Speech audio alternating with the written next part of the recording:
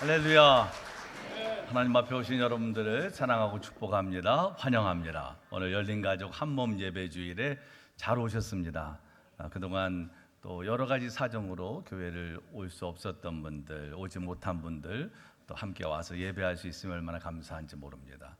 멀리는 루마니아에서, 논산에서, 멕시코 이성희 성도님 맞나요?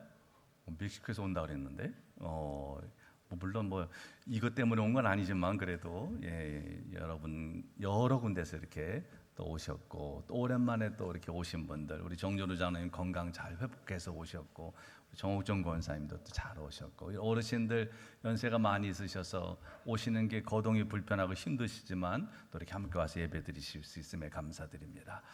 다 하나님의 은혜입니다.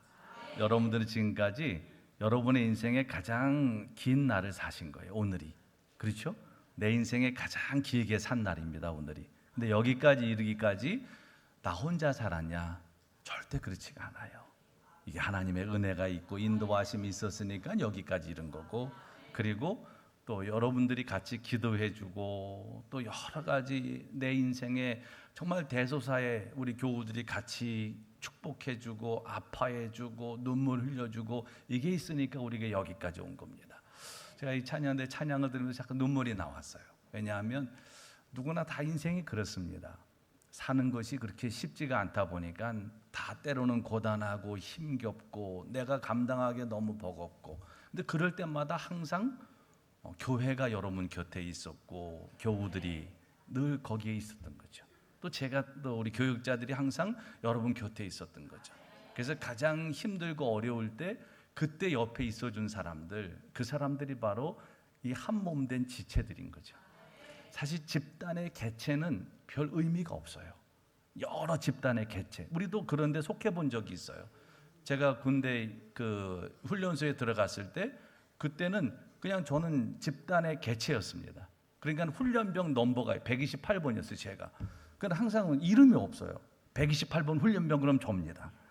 그러니까 그 연대 이제 128번 그러면 그 훈련병 이름으로 번호로 불렸어요. 그냥 집단의 개체인 거죠. 그런데 교회의 이 한 몸의 지체라고 하는 건 뭡니까?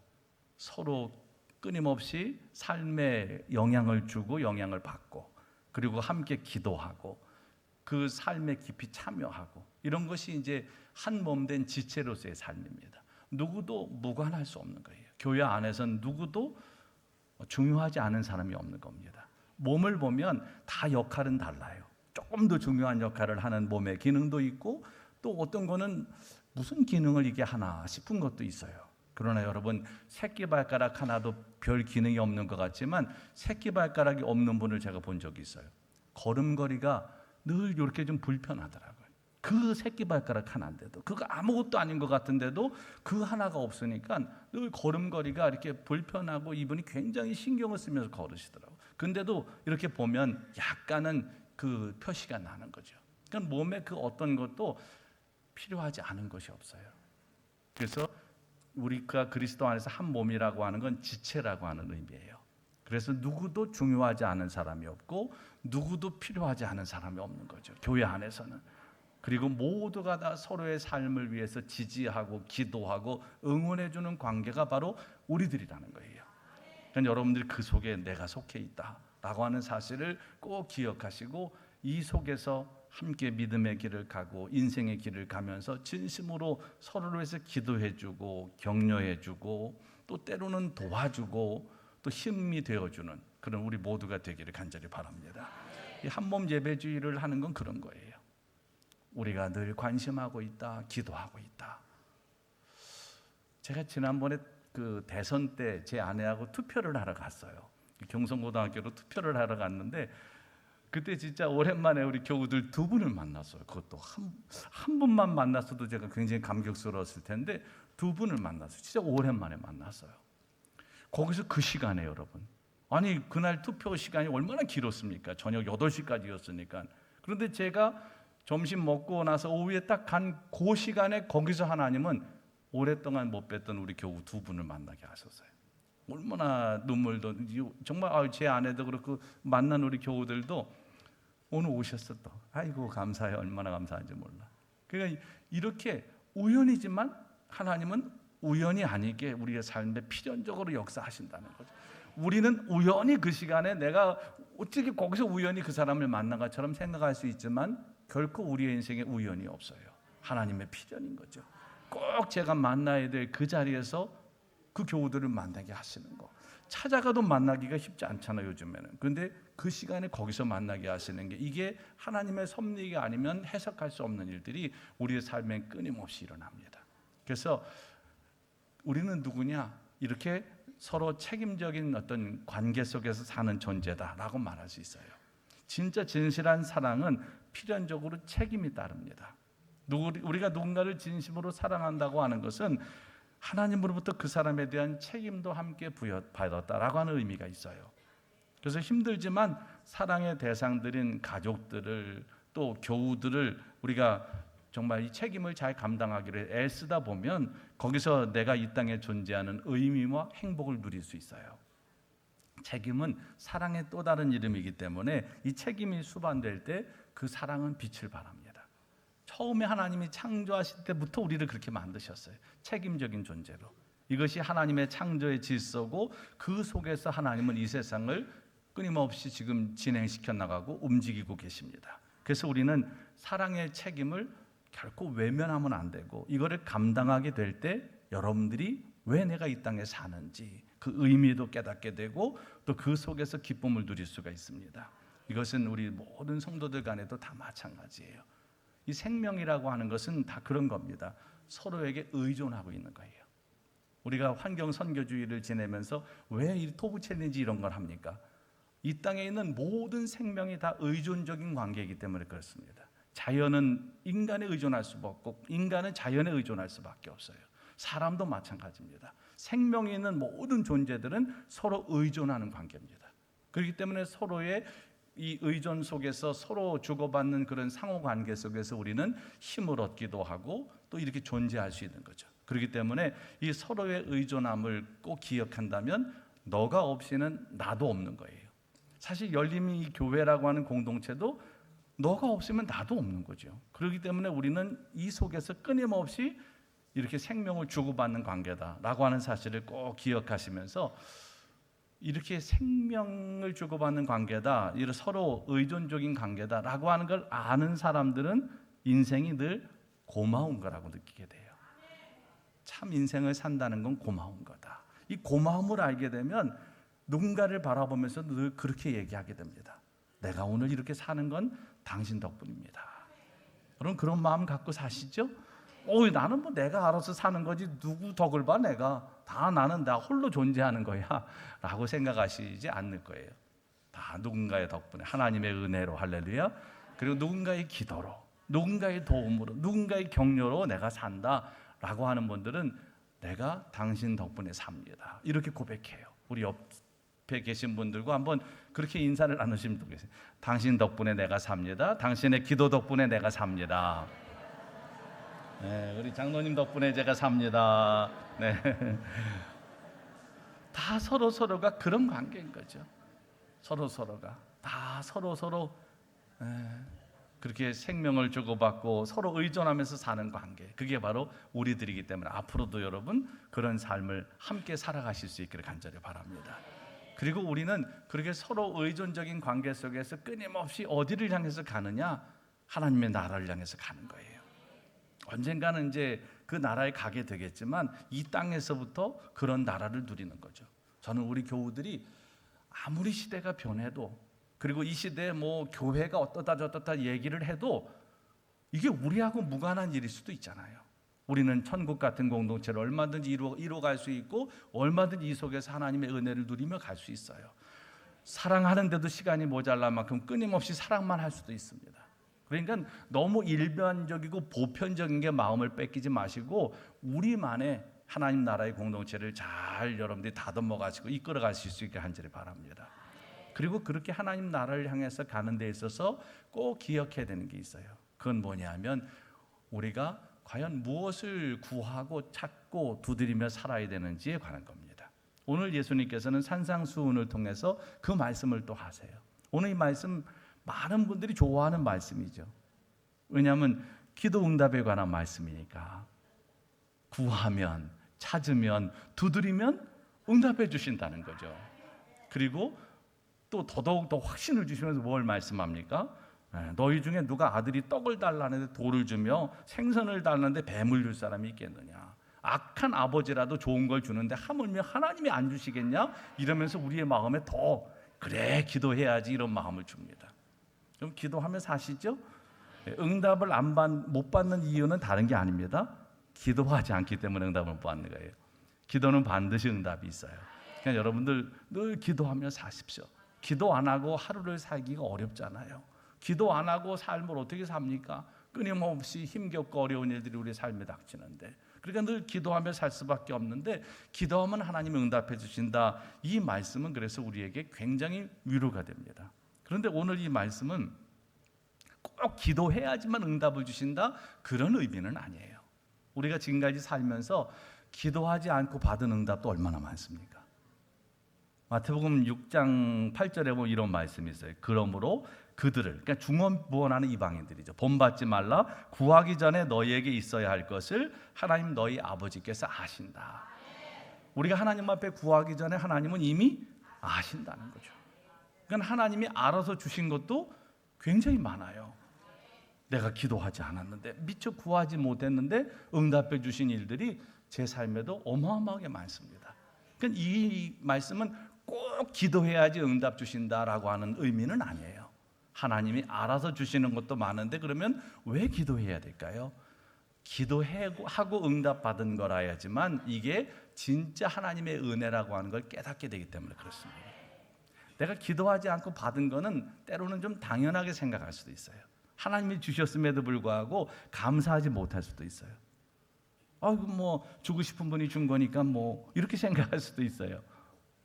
실제로 제가 이제 지난주에 우리 몽골 다녔는데, 몽골은 처음에 몽골 사람들이 그랬다고 그래요. 뭘 주면은 고마워하지 않는 거예요. 왜 고맙다는 인사를 안 할까? 라고 물어봤더니 네가 주고 싶어서 주는 거니까. 아니 네가 주고 싶어 주는 건데 네가 고마워야지 내가 왜 고맙냐? 나는 네가 주고 싶어 하는 걸 받았을 뿐이니까. 그 초창기에는 진짜 감사를 몰랐어요. 네가 주고 싶어, 이거 말 되잖아요, 그죠? 이게 문화가 다르면 이런 엄청난 일. 네가 주고 싶었으니까 준 건데 뭐 내가 왜 고마워? 네가 고맙지. 내가 받아줬으니까. 그런데 지금 이제 선교사님들이 그런 것들을 많이 깨우쳤죠. 이제 누가 뭘 주면은 고맙다고 인사해야 된다. 그런데 하나님이 주셨으니까 우리가 감사해야 되는데, 기도하지 않고 받은 거는 너무나 당연하게 여길 수 있어요. 근데 여러분, 세상에 당연한 게 있습니까? 없어요. 이게 다 은혜입니다. 그 어떤 것도 당연히 내게 주어지는 게 없어요. 그러니까 우리는 늘 하나님 앞에 감사하며 살아야 되는데, 누가 진짜 하나님의 은혜를 깨닫게 되느냐? 기도한 사람들이 응답을 받았을 때, 그때 하나님의 은혜를 깨닫게 된다는 거죠. 근데 자주 말씀드리지만 이 응답이라고 하는 건 꼭 내가 원하는 대로 되는 게 아닙니다. 오늘 말씀처럼 선한 아버지 되신 하나님께서는 우리에게 가장 좋은 거를 주십니다. 그래서 하나님이 내게 응답 주신 게 가장 좋은 거다. 할렐루야. 이거를 우리가 진짜 고백할 수 있어야 돼요. 우리는 내가 원하는 게 아니면 좋은 거라고 생각 안 할 때가 있어요. 오래 신앙생활을 했음에도 불구하고 하나님이 주신 건데 내가 원하는 게 아니에요. 그러면 하나님 이거 저 별로 안 좋습니다 라고 말할 수도 있어요. 그런데 여러분, 가장 좋은 응답은 하나님께서 좋은 걸 주시는 거예요. 그러면 그거를 기쁨으로 받으면 됩니다. 이번에 몽골 갔을 때도 뭐 제가 몽골 다녀왔으니까 자꾸 얘기를 하게 되는데, 그 어떤 개척한 한 교회, 몽골인 교회를 가게 됐어요. 그 목사님의 그 자녀들이, 아들이 둘 이렇게 있었어요. 그래가지고 그 교회 가서 이제 뭐 그 가면서 아이들 먹을 초콜릿하고 뭐 과자도 사가고 뭐 그러고 방문을 했는데, 그 아이들한테 이제 가가지고 그래도 애들 보면 우리는 뭐 용돈을 주는 거 있잖아요. 그래서 이제 돈을 주니까 그 조그만 애는 돈을 받아 오히려. 근데 그 조금 더 큰 형 얘는 돈을 안 받더라고. 돈을 주려고 해도 안 받아 얘는. 그러면 누가 속상해요? 엄마 아빠가 아유 좀 자식 저거 받아 놔주면 되지 왜 쟤 안 받나? 저거 받아서 나 주면 되는데 걔는 끝까지 안 받았어요. 그러다가 초콜릿을 주니까 그걸 받더라고. 그 걔가 생각할 땐 초콜릿보다 그 돈이 훨씬 컸어요. 근데 얘는 돈보다는 당장 자기가 원하는 초콜릿이었어요. 아니 돈도 받고 초콜릿을 어차피 사간 거니까 그건 어차피 자기 건데 돈은 받은, 그래서 결국은 걔는 안 줬지. 뭐 안 받는데 걔를 뭐 굳이 또 꾸겨 넣을 수도 없고 조건에만 받더라고. 이게 우리들의 모습일 수도 있다는 거죠. 내가 좋은 게 꼭 엄청 좋은 게 아닙니다. 내가 좋다고 생각하는 것보다 더 좋은 것을 하나님이 주시는데 우리가 그거를 모르면은 우리는 그저 내가 원하는 것만 응답인 줄 알아요. 그러나 하나님이 주시는 게 가장 좋은 겁니다. 근데 오늘 말씀에 보면 이렇게 구하면 주신다고 말씀하면서도 이 말씀을 자세히 읽다 보면 빠진 게 있어요. 뭐가 빠졌습니까? 구하라, 찾으라, 두드리라라고 하는데 무엇을, 뭘 구해야 되는 거예요? 뭐를 찾아야 되는 거예요? 뭐를 두드려야 돼요? 여러분 오늘 본문 말씀 한번 보세요. 한번 여러분들이 찾아내 보시죠. 거기 뭐 있나? 없죠. 목적어가 생략이 되어 있어요. 목적어가 뭘 구하라고 하는 걸까 도대체? 너무 막연합니다. 자, 7절을 보면 구하라 그러면 너희에게 주실 것이요, 찾으라 그러면 찾아낼 것이요, 문을 두드리라 그러면 너희에게 열릴 것이다 이렇게 말하고 목적어 없이 8절을 보면 또 더 확장했어요. 구하는 이마다 받고 찾는 이는 찾아낼 것이고 두드리는 이에게는 열릴 것이다. 너희들이 구하고 찾고 두드리기만 하면 반드시 그렇게 될 것이다 말씀했는데 목적어가 없어요. 그러면 이 목적어는 어떻게 찾을 수 있을까요? 오늘 이 말씀은 예수님의 산상수훈 속에 담긴 말씀이에요. 산상수훈의 그 맥락에서 이 본문을 봐야 돼요. 그 문맥 속에서. 그러면 과연 무엇을 구하고 찾고 두드리라고 하는 걸까? 산상수훈의 핵심적인 말씀 하나가 있어요. 그게 뭐냐 하면 마태복음 6장 33절이에요. 한번 같이 읽어보겠습니다. 자, 시작. 그런즉 너희는 먼저 그의 나라와 그의 의를 구하라. 그리하면 이 모든 것을 너희에게 더하시리라. 아멘. 이게 산상수훈의 예수님의 말씀 중에 핵심 중에 하나입니다. 너희가 뭘 구해야 되느냐? 그의 나라와 그의 의를 구하라는 거예요. 그러니까 오늘 이 7절 말씀, 8절 말씀에 목적어가 생략이 됐는데 그 목적어는 뭐냐? 너희가 뭘 구해야 되고 뭘 찾고 뭘 두드려야 되느냐? 하나님의 나라와 의를 구하고 그것을 찾고 두드려야 된다는 거예요. 이게 목적어를 우리가 생각을 안 하고 이 말씀을 읽으면 아 그래 뭐든지 구하면 다 주시는구나. 그럼 우리는 우리의 욕심을 따라 구할 수 있어요. 여러분 물론 기도는 하나님 앞에 정말 간절한 마음으로 구하는 거죠. 뭔가를 간구하는 거예요. 구하는 거예요. 기도는 누가 합니까? 기도는 절실한 사람이 해요. 절실한 사람이. 그렇죠? 아무 때나 기도가 사실 잘 안 나올 수도 있어요. 일상적인 기도를 여러분들이 계속 하고 살지만 진짜 막 눈물이 쏟아지고 간절히 기도하는 거는 뭔가 삶의 이슈가 생겼을 때, 그럴 때 우리는 더 간절히 기도하게 되죠. 뭔가 중병에 걸렸을 때 그걸 놓고 하나님 앞에 기도하면 저절로 눈물이 나오잖아요. 뭔가 삶이 너무 곤고할 때, 너무 가난하고 힘들 때, 그리고 너무 관계나 이런 거에 지쳤을 때, 또 너무 인생이 막막하고 뭔가 꽉 막힌 것 같은 답답함을 느낄 때, 또 인간관계로 인해서 마음에 큰 아픔과 상처를 입었을 때, 그럴 때 우리는 하나님 앞에 기도하게 됩니다. 그때 기도는 정말 이게 눈물이 저절로 나와요.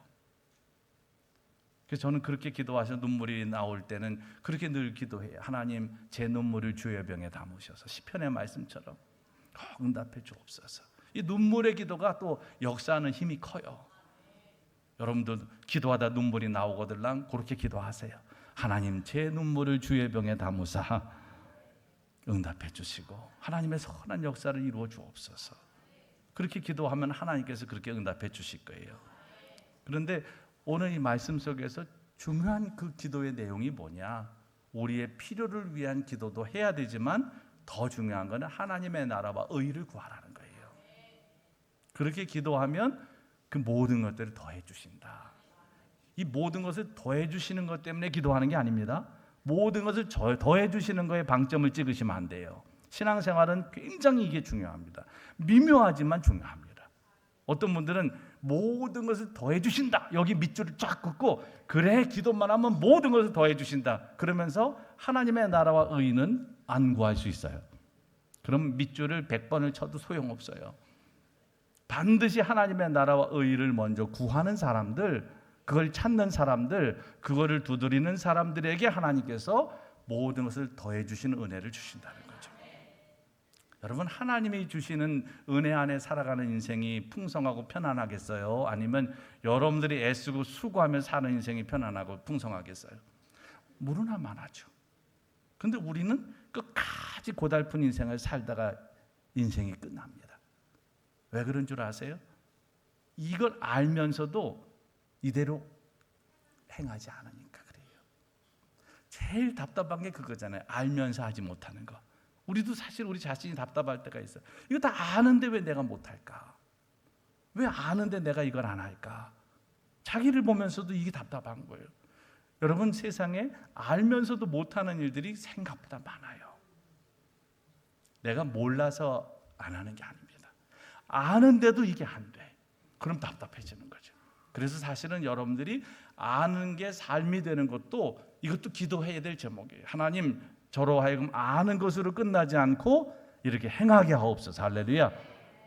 그것도 하나님의 도우심을 구해야 돼요. 왜냐하면 다 알거든요. 아는데 안 돼. 이러면 나도 답답하고 나를 보는 사람도 사실 답답하고 하나님도 답답하실 거예요. 몰라서 안 하는 게 아니고 알면서도 안 하게 될 때.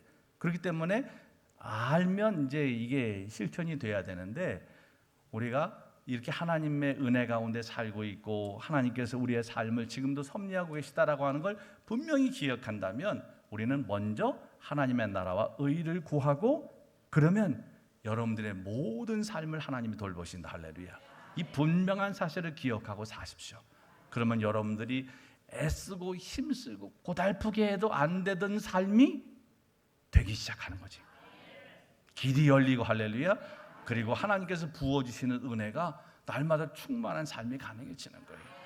우리가 이제 좀 그런 시간을 좀 살다가 하나님 나라 가야 되지 않겠어요?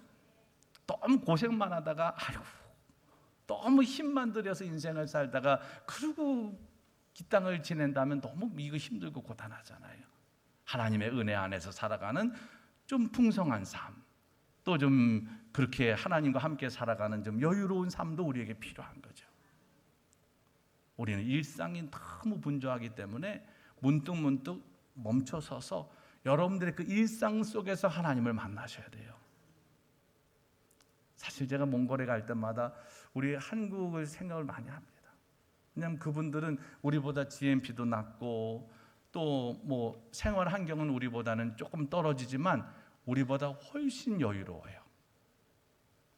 그분들은 벌써 6월만 되면 여름집이 있어가지고 울란바토르 그 도시를 떠나서 외곽으로 나가서 그 여름집에 거하면서 여름 휴가를 보내는 거죠. 그러니까 애들이 조금만 지나면 없어요. 이제는 전부 시내에 빠져나갑니다. 그래가지고 여름집들이 다 별장이 있는 거예요. 우리 따지면 그게 뭐 엄청 화려하지 않더라도 여름집이 다 있어가지고 초원에 나가서 거기서 뭐 양도 잡아먹고 이러면서 이제 배에 겨울을 날 수 있도록 기름을 채우는 거예요.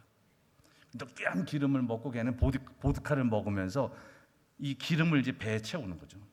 우리는 배가 날씬한 게 좋지만 추운 겨울을 날려면 배가 두꺼워야 돼.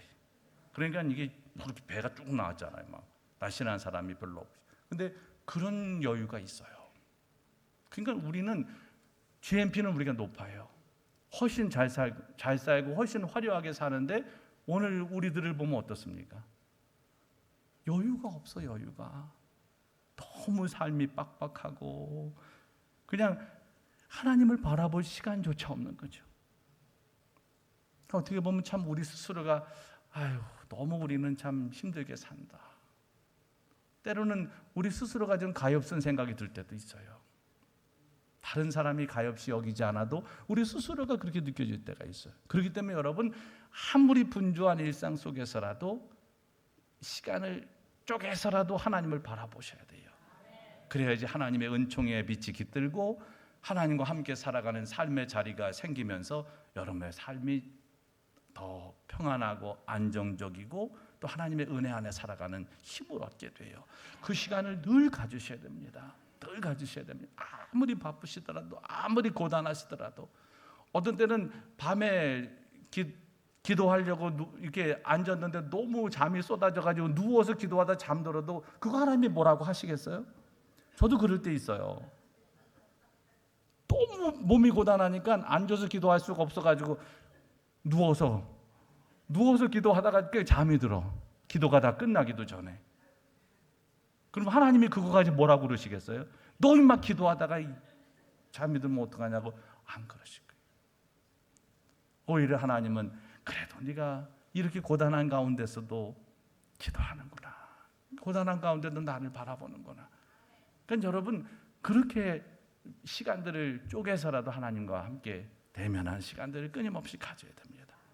왜냐하면 우리가 기도한다고 하는 것은 하나님과 접속하는 시간이고, 그리고 내 일상의 분주한 삶을 넘어 하나님의 은혜 안에서 살아갈 수 있는 힘을 얻는 시간이고, 하나님의 나라와 의를 구하는 시간이기 때문에 이 시간은 우리에게 반드시 필요합니다.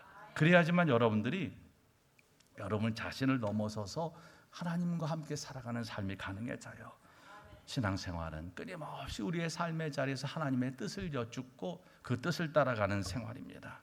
그리고 내 뜻을 이루기 위해서 하나님의 능력을 동원하는 게 아니고 하나님의 뜻을 이루기를 위해서 나를 하나님 앞에 드리는 것, 이게 진짜 바른 신앙생활이에요. 여러분, 하나님의 힘을 동원해서 내 욕망을 이루는 거, 이거는 신앙의 삶 아닙니다. 하나님의 뜻을 이루기, 하나님의 나라를 위해서 내 삶을 드리는 거, 이게 진짜 믿음의 삶이에요. 그러면 하나님께서 그 모든 것을 더해 주시는 은혜를 그때 주시는 거죠. 여러분, 하나님은 여러분들을 정확히 아십니다. 정확히 아세요. 그러니까 여러분들이 얼마큼 하나님 앞에 진실한지도 하나님은 아시는 거죠. 그러니까 그렇게 하나님 앞에는 순전한 마음으로, 진실한 마음으로 나가셔야 됩니다. 그렇게 하나님 앞에 기도하셔야 되고, 그러면 하나님께서 여러분들의 모든 삶을 돌봐주실 거예요. 오늘 말씀에 보면 하나님은 선한 아버지, 정말 좋으신 분이시라고 말씀하고 있어요. 우리가 여러 하나님의 좋은 역사들을 경험할 수 있는 것은 내가 선해서가 아닙니다. 하나님이 선하시기 때문에 우리에게 그런 역사들이 나타나는 거예요. 그러면서 오늘 마지막 절에 보면 황금률에 관한 말씀을 하죠. 12절 말씀에 보면 한번 같이 읽어볼까요? 시작. 그러므로 무엇이든지 남에게 대접을 받고자 하는 대로 너희도 남을 대접하라. 이것이 율법이요 선지자니라. 이게 율법이고 예언서의 본 뜻이다라고 하는 말씀이에요.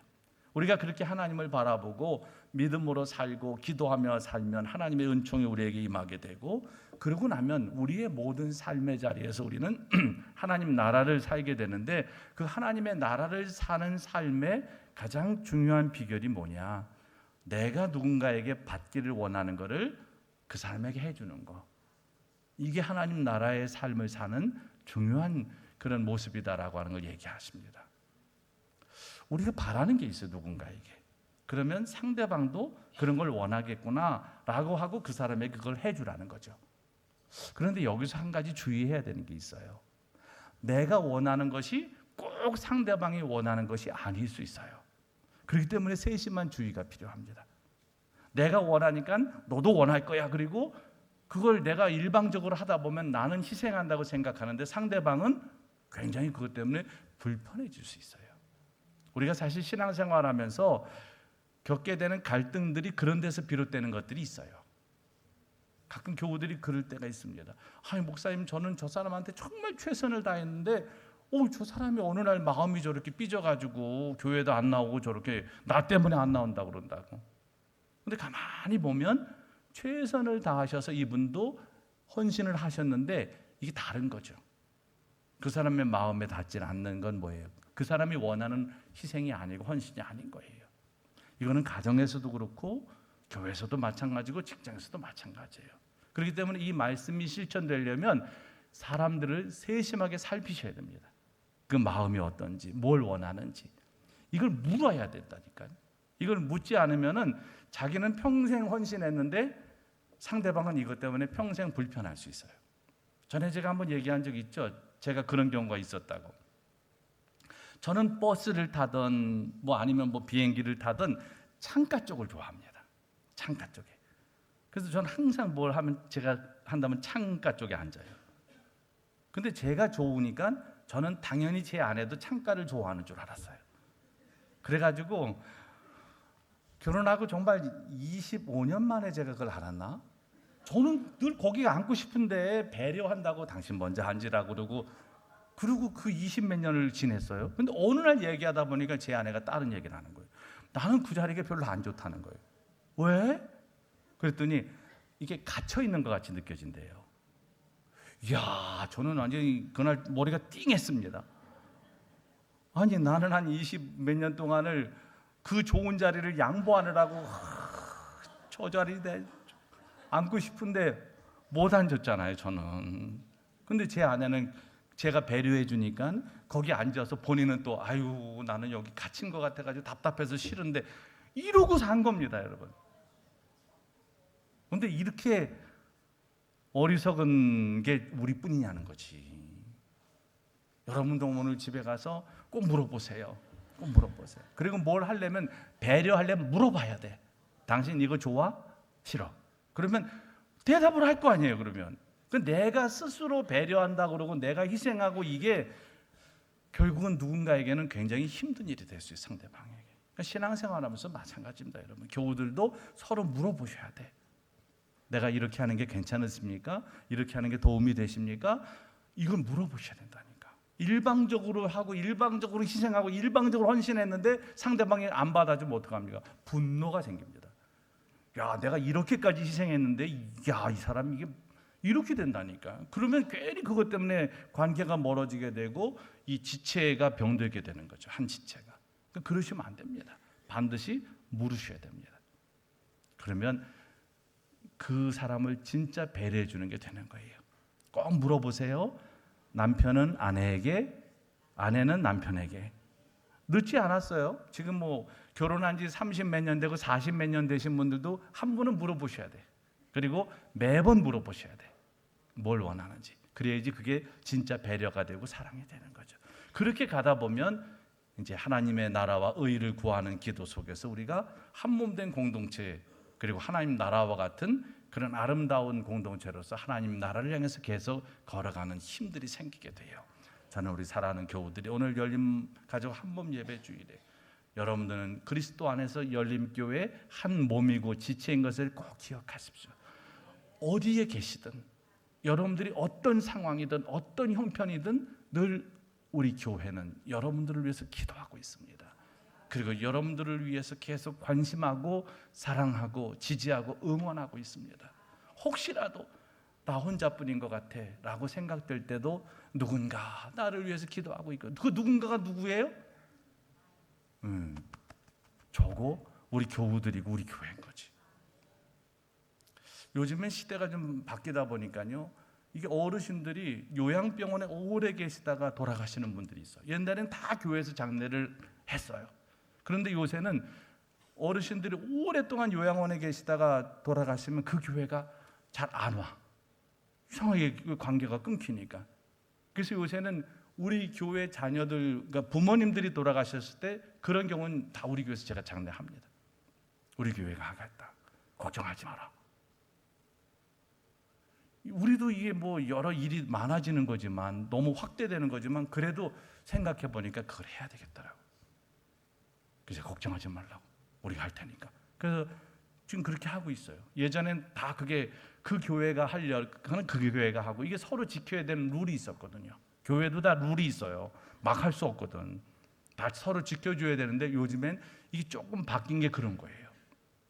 그래서 우리가 그런 경우에 그 교회에서 안 하겠다 그러면 우리가 하겠다, 이렇게 하고 있어요. 그러니까 우리는, 교회는 여러분들의 삶의 전 영역을 관심하고 기도하고 돌보고 함께 가고 있습니다. 그렇기 때문에 힘을 내시고 우리 교회 안에서 주시는 하나님의 은혜를 함께 누리며 하나님 나라를 향해서 힘차게 가시는 우리 열림의 모든 공동체 지체들이 되시기를 주님의 이름으로 간절히 축원합니다. 기도하겠습니다. 이 시간 기도하실 때, 하나님, 우리가 열림 교회 안에 있음을 감사드립니다. 이 공동체 안에서 한 몸 된 지체로서 우리가 감당해야 될 역할 잘 감당하게 하시고, 또 때로는 지체가 힘들 때, 어려움이 있을 때 함께 기도하고 위로하고 격려하며 이 믿음의 길을 가게 하시고, 그래서 이 땅에서부터 교회에서 하나님 나라를 경험하는 우리들이 다 되게 하여 주옵소서. 또 늘 하나님의 나라와 의를 구하는 기도를 통해서 하나님의 뜻이 이 땅에 이루어지고 또 우리의 삶에 이루어지는 놀라운 역사들을 경험하게 해 주옵소서. 우리 간절한 마음으로 기도하겠습니다. 전능하신 하나님 감사합니다. 우리의 모든 삶에 함께 하심을 감사드립니다. 열린 교회 안에 우리가 한 몸 된 지체로서 함께 믿음의 길을 갈 수 있음에 감사드립니다.